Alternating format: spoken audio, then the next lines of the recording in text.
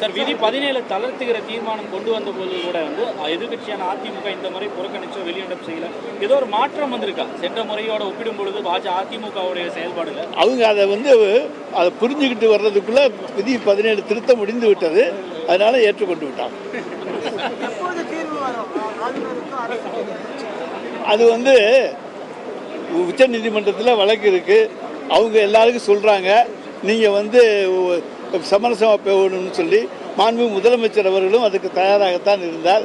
போனார், பார்த்தார், பேசினார், நாங்களும் கூட போனோம். சுகமான உறவு வரும்னு எதிர்பார்த்தோம். ஆனால் இன்னைக்கு பார்த்தா திருப்பி என்ன ஆச்சுன்னு பார்த்துக்கோங்க. சார், இப்போ இபிஎஸ் அவர் பேசும்போது அவர் சொன்னது கவர்னருக்கும் தமிழ்நாடு கவர்மெண்ட்டுக்கும் ஒரு அரசு முரண்னால தான் செயல்பட்டு இருக்காங்க. இதில் என்ன அவங்கள விட, அதாவது எங்களை போல அட்ஜஸ்ட் பண்ணி போற முடியுமா? அவங்கெல்லாம் அட்ஜஸ்ட் பண்ணி போயிருப்பாங்களா?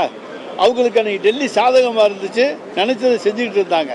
ஆனால் எங்களை பொறுத்த வரைக்கும் ஒன்றிய அரசுக்கு நாங்கள் எதிராக இருக்கக்கூடிய காரணத்தால் இன்றைக்கு ஒரு சாதகமான ஒரு சூழ்நிலை இல்லை என்றாலும் கூட எங்களுடைய மாண்புமிகு முதலமைச்சர் அவர்கள் ஆளுநரோடு அனுசரித்து போக வேண்டும் தான் நினச்சாரு. ஆனால் அவர் போக விரும்பலை. அதுக்கு நாங்கள் என்ன பண்ண முடியும்? பிஜேபி ஆளுநர் ஸ்டேட்ல பூரா கவர்னருக்கு என்ன இருக்கு? ஒண்ணுமே கிடையாது. கவர்னருங்கிற ஆள் இருக்காராங்கிறதே அங்க போய் கேட்டா தான் தெரியும். உண்மைக்கு புறம்பானது ஒரு விஷயத்தை பேசுறாரு.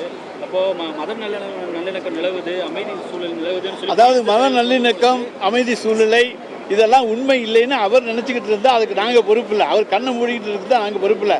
தமிழகத்திலே தான் அமைதி நிலவுகிறது, மத நல்லிணக்கம் நிலவுகின்றது.